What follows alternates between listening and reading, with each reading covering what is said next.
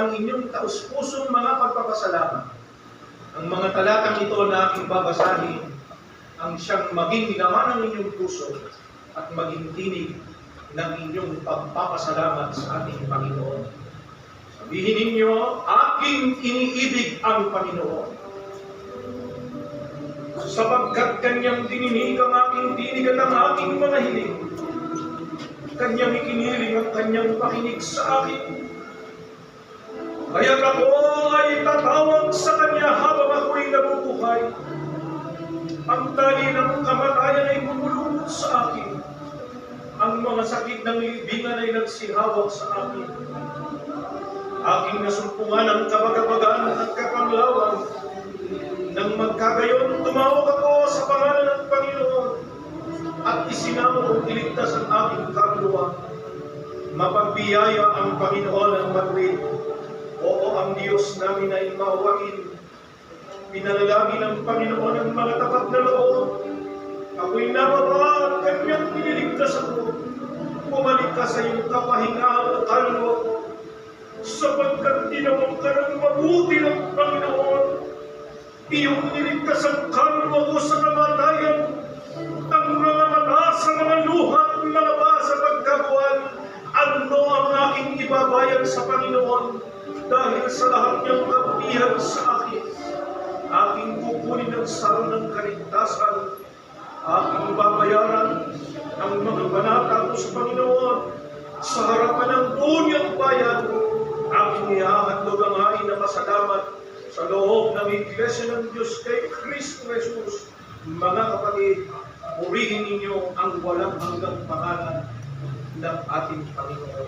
Pagpalaruwa kayo ng Panginoon at ingatan. Ilingap nawa ng Panginoon ang Kanyang mukha sa inyo at kahabagan kayo. Paliwanagin nawa ng Panginoon ang Kanyang mukha sa inyo, bigyan kayo ng kapayapaan.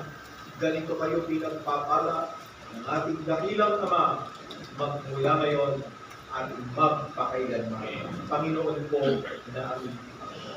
Ngayon tumutulong ang iyong mga anak sa kalagitnaan ng bawat sa amin na nagluhod sila. Taglay ang kababaang loob, ang kagalakang nadarama sa kanilang puso. Ipinapaabot ang kanilang pusong mga pagpapasalamat sapagkat nalalaman nila ito lamang ang tawag nilang may tutumpas sa lawak ng iyong kabutihan at pag-ibig. Ikaw ang Diyos na duminig sa kanilang mga panalangin, nagligtas sa kanila sa maraming kapahabakan ng buhay, nagtawid sa panibagong taon na kanilang sinapit,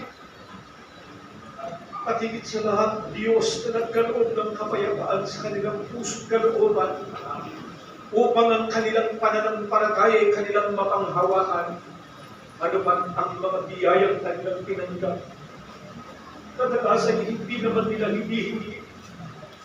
Ngunit iyong ipinagkakaloob sapagkat nalalaman ko ang pangangailangan ng bawat isa sa amin.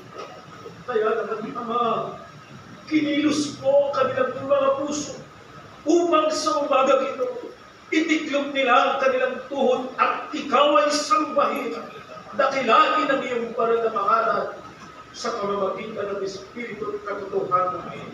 Kaya naman, kung namamahas mo ang maraming pagkukulang, pagkakamali na kanilang darama, alanganan sa kabanalan ng mga sandali ninyo, ibiyaya mo ang habag at ang iyong awa, ipatawad ang lahat ng kanilang mga kasalanan. Sa mga araw na kanilang lalakad, patuloy na usap mo ang iyong kabutihan mo. Sa kanilang tahanay, manatili ang kapayapaan at ang pangalaman. Ang mga biyaya'y masumpungan sa araw-araw sa matuwid na kaparaan. Ngunit higit sa lahat, mapagtibayin mo ang kanilang pananampalataya upang anuman ang kanilang maging sitwasyon, ano ang pagsubok ang kanilang kaharapin, ang lahat ng ito'y kanilang mamagtagumpayan. Hindi nila itinadalang maiiwas sa kanila ang maraming mga kapighabiang ito kung hindi patatagin mo ang kanilang mga loob upang sa dakubaron nakita mong nagtatapat, naglilingkod, hindi sa kanilang kapurihan, kundi sa kapurihan ng iyong dakilang mahal. Sa iyong mapagpalang kamay, inihahandog namin ang lahat ng bagay sapagat ito'y aming hinihiling, pinagpapasalamat sa pangalan ni Jesus na aming Diyos at nag-iisa naming tagapagligtas.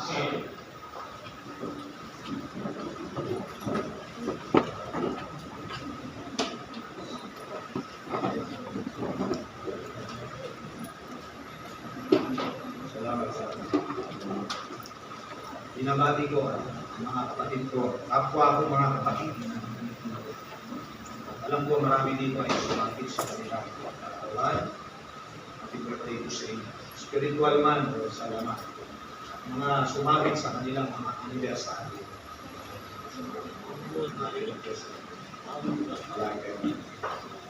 At palibasa, ayaw natin maputol ang kasiyahan sa umaga. Sabi nga, strike while the iron is hot. Kaya hindi na po ako magpapaligoy dito yung mga kapatid sapagkat alam kong pinaghandaan ng mga kapatid na ito ang kanilang magiging special number. At ito ay sa pangunguna ng kanilang district ng lugar ng Kainta. Kaya ngayon, tinatawagan ko ang mga kapatid sa lugar ng Kainta. Ang tawag nga namin dito ay the singing brethren ng lokal ng Kainta. Maghahandog ng kanilang natatanging awit para sa atin. Pasalubungan naman natin ang palakpak.